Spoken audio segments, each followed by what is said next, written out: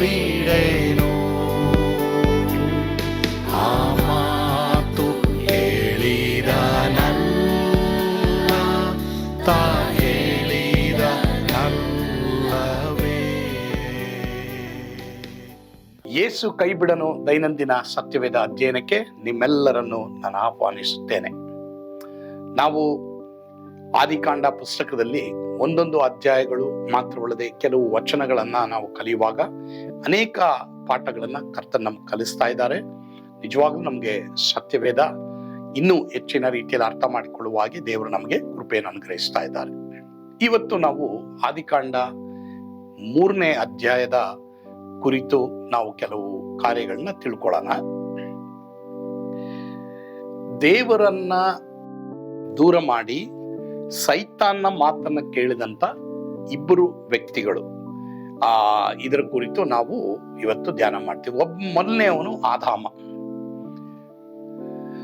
ದೇವರು ಆದಾಮ ಅವಳನ್ನು ಏದೇನ್ ತೋಟದಲ್ಲಿ ಇರುವುದಕ್ಕೆ ಅವಕಾಶ ಕೊಟ್ಟಾಗ ನೋಡಿಕೊಳ್ಳುವುದಕ್ಕೆ ದೇವದೂತರನ್ನ ಅವರ ಜೊತೆ ಯಾಕೆ ಕಳಿಸಲಿಲ್ಲ ಅನ್ನೋದು ಕೆಲವರ ಪ್ರಶ್ನೆ. ಇದಕ್ಕೆ ಉತ್ತರ ಏನೆಂಬುದಾಗಿ ನಾವು ನೋಡುವಾಗ, ಮತ್ತೊಬ್ಬರು ನಮ್ಮನ್ನ ನೋಡದೇ ಇರುವಾಗ ನಾವು ದೇವರನ್ನ ಒಬ್ಬಂಟಿಗರಾಗಿ ಹೇಗೆ ಮೆಚ್ಚಿಸ್ತೇವೆ ಎಂದು ಪರೀಕ್ಷಿಸುವುದಕ್ಕಾಗಿ ದೇವರು ತನ್ನ ದೂತನನ್ನ ಅಲ್ಲಿ ಇಡಲಿಲ್ಲ ಎಂಬುದಾಗಿ ನಾವು ನೋಡ್ತೀವಿ.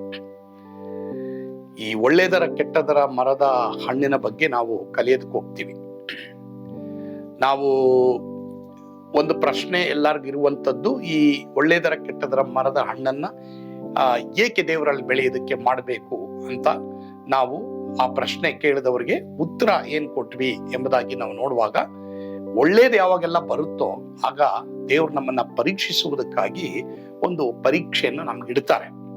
ಅದರಲ್ಲಿ ನಾವು ನಮಗೆ ಒಳ್ಳೇದನ್ನ ಕೊಟ್ಟಾತನನ್ನ ಹೆಚ್ಚಾದ ರೀತಿಯಲ್ಲಿ ಪ್ರೀತಿ ಮಾಡ್ತೀವ ಅಥವಾ ಆ ಒಳ್ಳೇದನ್ನೇ ನಾವು ಹಿಂಬಾಲಿಸ್ತೀವ ಅನ್ನೋದನ್ನ ಟೆಸ್ಟ್ ಮಾಡ್ಲಿಕ್ಕೆ ದೇವರು ಆ ಒಂದು ಮರನ ಇಡ್ತಾರೆ ಎಂಬುದಾಗಿ ನಾವು ನೋಡ್ತೀವಿ.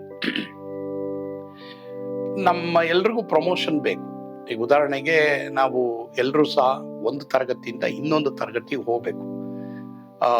ಆದ್ರೆ ಪರೀಕ್ಷೆ ಇಲ್ಲೇ ನಾವು ಮುಂದೆ ಹೋಗೋದು ಸರಿ ಇಲ್ಲ. ಪರೀಕ್ಷೆ ಬರೆದವನು ನಿಜವಾಗ್ಲೂ ಮುಂದಿನ ತರಗತಿಯಲ್ಲಿ ಓದೋದಕ್ಕೆ ಅರ್ಹನ ಎಂಬುದಾಗಿ ಅಲ್ಲಿ ಗೊತ್ತಾಗೋದಕ್ಕೆ ಪರೀಕ್ಷೆ ಇಡೋದುಂಟು. ಅವಾಗ ಪ್ರಮೋಷನ್ ಬರ್ತದೆ.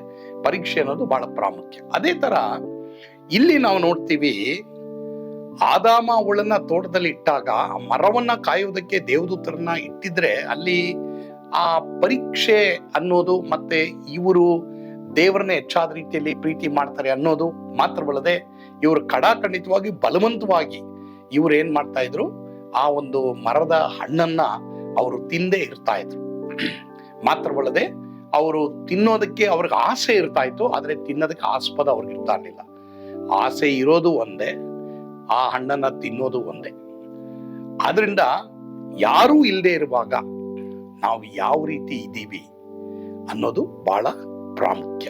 ನಾವು ಒಬ್ಬಂಟಿಗರಾಗಿ ಹೇಗೆ ದೇವರನ್ನ ಮೆಚ್ಚಿಸ್ತೀವಿ ಅನ್ನೋದು ಬಹಳ ಪ್ರಾಮುಖ್ಯ. ಎಲ್ಲರೂ ಇರುವಾಗ ಸಭೆಗಳಲ್ಲಿ ನಾವು ದೂತರಂತೆ ಕಾಣೋದು, ಯಾರು ಇಲ್ಲದೆ ಇರುವಾಗ ಭೂತರಂತೆ ನಾವು ವರ್ತಿಸೋದು ದೇವರಿಗೆ ಇಷ್ಟವಿಲ್ಲ. ಯಾರು ಇರ್ಲಿ ಇಲ್ಲದೆ ಹೋಗ್ಲಿ ದೇವರಿದ್ದಾರೆ ಅನ್ನೋ ಒಂದು ಪ್ರಕಟಣೆ ನಮಗೆ ಬರಬೇಕು.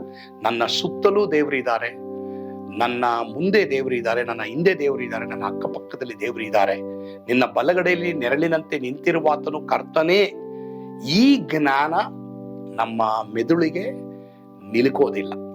ಈ ಒಂದು ಪ್ರಕಟಣೆಗೆ ನಾವೆಲ್ಲರೂ ಬರಬೇಕು. ನನ್ನ ಜೊತೆ ದೇವರಿದ್ದಾರಪ್ಪ. ಕ್ರೈಸ್ತರಾಗಿರೋದು, ಚರ್ಚ್ಗೆ ಹೋಗೋದು, ದಶಮ ಭಾಗಗಳ ಕಾಣಿಕೆಗಳು ಕೊಡೋದು, ಸೇವೆಗಾಗಿ ಕೊಡೋದು ಒಳ್ಳೆಯದೇ. ಆದರೆ ನಿನ್ನ ವೈಯಕ್ತಿಕವಾದ ಜೀವಮಾನದಲ್ಲಿ ಯಾರು ಹಿಂದೆ ಇರುವಾಗ ಆ ಬೈಬಲ್ ಪ್ರಕಾರ ನಾನು ನೀನು ನಡೀತಾ ಇದ್ದೀವಾ? ನಿನ್ನ ಆಲೋಚನೆಗಳಲ್ಲಿ ನಾನು ನಿನ್ನ ದೇವರಿಗಾಗಿ ಜೀವಿಸ್ತಾ ಇದ್ದೀವಾ? ನಾವು ಟಿವಿಗಳ ಆನ್ ಮಾಡ್ಬೇಕಾದ್ರೆ ಅಥವಾ ನಾವು ಯೂಟ್ಯೂಬ್ಗಳ ಆನ್ ಮಾಡ್ಬೇಕಾದ್ರೆ ದೇವರಿಗೆ ವಿರುದ್ಧವಾದದ್ದು, ಅಸಹ್ಯವಾದದನ್ನ ತ್ಯಜಿಸ್ತಾ ಇದ್ದೀವಾ? ಇದೆಲ್ಲ ದೇವರು ಪರೀಕ್ಷೆ ಮಾಡ್ತಾರೆ. ಬಲವಂತವಾಗಿ ಪರೀಕ್ಷೆ ಮಾಡಲ್ಲ, ಪ್ರೀತಿಯಿಂದ ಪರೀಕ್ಷೆ ಮಾಡ್ತಾರೆ. ಯಾಕಂದ್ರೆ ನಮಗಿನ್ನೂ ಹೆಚ್ಚಾಗಿ ಕೊಡ್ಲಿಕ್ಕೆ, ನಮ್ಮನ್ನು ಇನ್ನೂ ಹೆಚ್ಚಾಗಿ ಆಶೀರ್ವಾದ ಮಾಡ್ಲಿಕ್ಕೆ, ಅನೇಕರಿಗೆ ಆಶೀರ್ವಾದ ನಿಧಿಯಾಗಿರುವುದಕ್ಕಾಗಿಯೂ ದೇವರು ಏನ್ ಮಾಡ್ತಾರೆ, ನಮಗೆ ಕೊಡುವಂತವರಾಗಿರ್ತಾರೆ. ಸೊ ಹೀಗಾಗಿ ದೇವರು ದೇವದೂತರನ್ನ ಇಡ್ಲಿಲ್ಲ ಅನ್ನೋದು ಈಗ ನಮ್ಮ ಪ್ರಶ್ನೆಗೆ ಉತ್ತರ ಸಿಕ್ತು. ಈಗ ಪ್ರಿಯ ದೇವರ ಮಕ್ಕಳೇ, ನಾವು ಇವತ್ತು ಕಲ್ತಿರೋದೇನು? ದೇವರ ಮಕ್ಕಳಾಗಿ ದೇವರನ್ನ ಮೆಚ್ಚಿಸೋದಕ್ಕೆ ನಾವು ಕಲಿಬೇಕು. ಯಾರು ಇಲ್ಲದೆ ಇರುವಾಗ ನಿನ್ನ ಜೀವಿತ ಯಾವ ರೀತಿ ಇದೆ? ಒಂದು ವೇಳೆ ನೀನು ಪಾಪದಲ್ಲಿ ಬೀಳ್ತಾ ಇದೆಯಾ? ಒಂದು ವೇಳೆ ನೀನು ದೇವರಿಗೆ ವಿರುದ್ಧವಾಗಿ ಜೀವಿಸ್ತಾ ಇದೀವ? ಸರಿ, ದೇವರನ್ನ ಬಲ ಕೇಳೋಣ, ಶಕ್ತಿ ಕೇಳೋಣ. ಬಿಡುಗಡೆ ಆಗಿ ನಾವು ದೇವರನ್ನ ಮೆಚ್ಚಿಸುವ ಹಾಗೆ ಕರ್ತನ ತಾನೇ ನಮಗೆ ಕೃಪೆ ನೀಡಲಿ. ನಮ್ಮ ಆಲೋಚನೆ ಜೀವಿತದಲ್ಲಿ ನಾವು ಕೆಟ್ಟದನ್ನ ನಿರಾಕರಿಸುವ ಹಾಗೆ ದೇವರು ನಮ್ಮೆಲ್ಲರಿಗೂ ಕೃಪೆ ಕೊಡ್ಲಿ. ಆ ರೀತಿ ಕರ್ತನ ಮಾಡ್ಲಿ. ಪವಿತ್ರಾತ್ಮನ ಸಹಾಯ ಕೇಳಿ, ದೇವರೇ ನಾನು ಒಬ್ಬಟ್ಟಿಗನಾಗಿರ್ಬೇಕಾದ್ರೆ ನಿನಗಾಗಿ ನನ್ನ ಎಲ್ಲಾ ಕಾರ್ಯಗಳಲ್ಲಿ ನಾನು ಮೆಚ್ಚಿಸುವಾಗ ನನಗೆ ಕೃಪೆ ಕೊಡಪ್ಪ. ಕೆಲವು ವೇಳೆ ನಾವು ಮೇಲಕ್ಕೆ ಬರದಿರಕ್ಕೆ ಕಾರಣ ಅದೂ ಆಗಿರ್ತದೆ ಪ್ರಿಯರೇ. ನಾವೆಲ್ಲರ ಮುಂದೆ ಒಂದು, ಯಾರು ಇಲ್ಲದಿರುವಾಗ ಇನ್ನೊಂದು ನಾವು ಜೀವಿಸುವಾಗ ನಮ್ಮ ಜೀವಿತದಲ್ಲಿ ಖಂಡಿತವಾಗಿ ಪ್ರಿಯರೇ ನಾವು ಮುಂದೆ ಬರೋದಕ್ಕೆ ಆಗಲ್ಲ. ಸರಿ, ಆ ರೀತಿ ಇರೋದಾದ್ರೆ ಇವತ್ತು ಪಶ್ಚಾತ್ತಾಪ ಪಡಿ. ಇನ್ಮೇಲೆ ನಿಮ್ಮ ಆಲೋಚನೆಗಳ ಪ್ರಕಾರ ನಡಿಬೇಡಿ, ದೇವರ ವಾಕ್ಯದ ಪ್ರಕಾರ ನಡೀರಿ. ದೇವರು ನಮ್ಮ ಜೊತೆ ಇದ್ದಾರೆ ಎಂಬಂತ ಒಂದು ಜ್ಞಾನದಿಂದ ನಾವು ನಡೆಯುವಾಗ ದೇವರ ಕೃಪೆಯನ್ನು ಬೇಡ್ಕೊಳ್ಳೋಣ. ಕರ್ತನ ಆ ರೀತಿಯೇ ನಮಗೆ ಮಾಡ್ತಾರೆ. ಆಮೇನ್. ಪ್ರಾರ್ಥಿಸೋಣವಾ? ನಮ್ಮನ್ನು ಬಹಳವಾಗಿ ಪ್ರೀತಿ ಮಾಡಿದಂತ ನಮ್ಮ ಸ್ವರ್ಗೀಯ ತಂದೆ ಆದವರೇ, ಹೌದು ಸ್ವಾಮಿ, ನಾವೆಲ್ಲರೂ ತಪ್ಪಿದ್ದೇವೆ. ಒಂದಲ್ಲ ಒಂದು ವಿಧದಲ್ಲಿ ಎಲ್ಲರೂ ಇರುವಾಗ, ಎಲ್ಲರೂ ಇಲ್ಲದೆ ಇರುವಾಗ ನಾವು ದೇವರೇ ಸ್ವಾಮಿ, ಯಾರು ಇಲ್ಲದೆ ಇರುವಾಗ ನಾವು ಜೀವಿಸಿದ್ದು ಒಂದಾಗಿದೆ. ನಮ್ಮನ್ನು ಕ್ಷಮಿಸು. ನಿನ್ನ ರಕ್ತದ ಮೂಲಕ ನಮ್ಮನ್ನು ತೊಳೆ ಶುದ್ಧ ಮಾಡು. ಇಂಥ ಒಂದು ಪರೀಕ್ಷೆಯಲ್ಲಿ ನಾವು ಫೇಲ್ ಆಗಿದ್ದೇವೆ, ನಮ್ಮನ್ನು ಕ್ಷಮಿಸು. ಈ ಸಂದರ್ಭದಲ್ಲಿ ದೇವರೇ ಸ್ವಾಮಿ, ಯಾರ್ಯಾರು ಪಾಪದಲ್ಲಿ ಪದೇ ಪದೇ ಯಾರು ಇಲ್ಲದೆ ಇರುವಾಗ ಬೀಳ್ತಾ ಇದ್ದಾರೋ ಅವ್ರ ಕೃಪೆ ಕೊಡು. ದೇವರು ನಮ್ಮ ಜೊತೆ ಇದ್ದಾರೆ, ನೆರಳಿನಂತೆ ನಮ್ಮ ಬಲಗಳಲ್ಲಿ ನಿಂತಿರುವ ಆತನ ಕರ್ತನೆ ಎಂಬಂತ ಒಂದು ಜ್ಞಾನ ನಮ್ಮೆಲ್ಲರಿಗೂ ಕೊಡು. ಆ ರೀತಿ ನೀನು ಮಾಡ್ತೀಯ, ಅದಕ್ಕಾಗಿ ಸ್ತೋತ್ರ. ಯೇಸುವಿನ ಹೆಸರಿನಲ್ಲಿ ಪ್ರಾರ್ಥಿಸ್ತೇವೆ ಸ್ವಾಮಿ, ಆಮೇನ್. ಕರ್ತನು ತಾನೇ ನಿಮ್ಮೆಲ್ಲರನ್ನ ಆಶೀರ್ವಾದ ಮಾಡಲಿ. ಯೇಸು ನಿಮ್ಮನ್ನು ಕೈ ಬಿಡನು.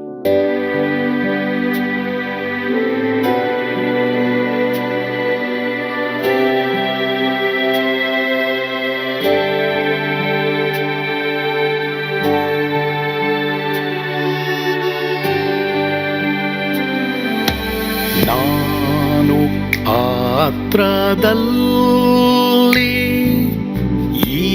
ಇರುವಾಗಲೂ ನೀನು ಭಯಪಟ್ಟು ಓಡಬಾರದು. ನನ್ನ ಮಾತನಂಬಿ ಸ್ಥಿರವಾಗಿರು.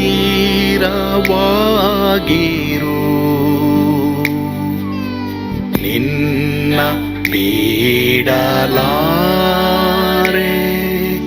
ಬಿಡೆನು ಎಂದೆಂದಿಗೂ.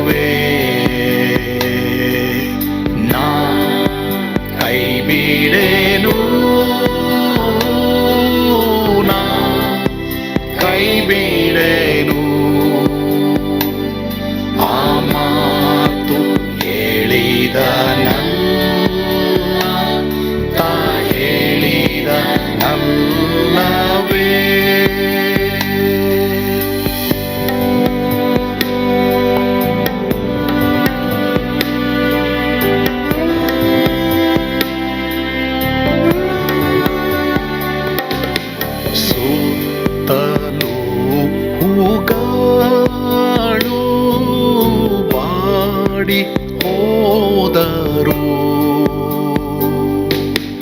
ಮೇಲೆ ಸ್ವರ್ಗದೋಳು ಬಾದಲಾಗದು. ಅಲ್ಲಿಂದೇಸು ಸ್ವಾಮಿ ಬಾರುವಾತನು ನನ್ನ ಬಿಡಲಾರ, ನನ್ನನ್ನು ಕೈ ಬಿಡನು.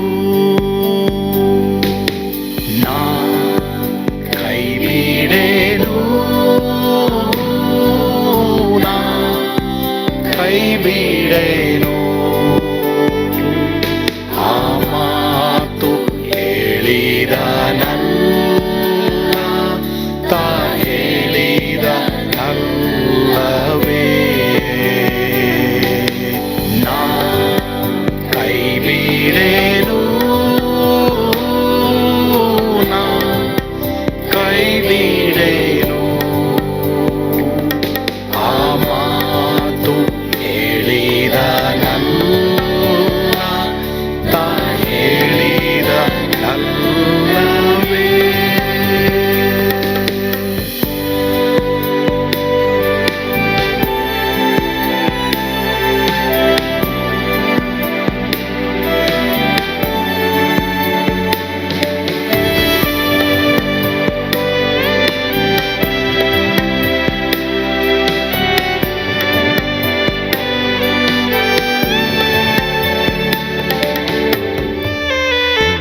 ಮುಂದೆ ಬಾವು ಕಷ್ಟ ಬಾರುತ್ತಿದ್ದರು,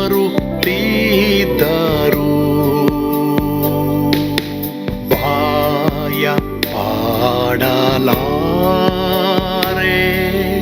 ಸ್ವಾಮಿ ಇದ್ದಾನೆ. ಬಾಲವಾಗಿ ನಿಂತು ಹರ್ಷಗೊಳ್ಳುವೆ. ಸ್ವಾಮಿ ಬಿಡಲಾರ, ಸ್ವಾಮಿ ನನ್ನ ಕೈ ಬಿಡನು.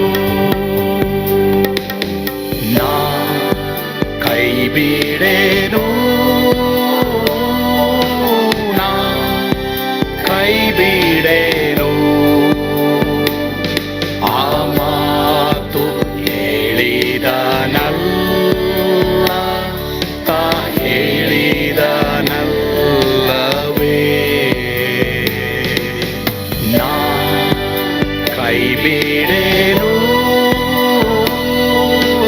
ನಾ ಕೈ ಬಿಡೆನು. ಆ ಮಾತು ಹೇಳಿದ ತಾ ಹೇಳಿದ ನಲ್ಲವೇ. ತಾ ಹೇಳಿದ ನಲ್ಲವೇ.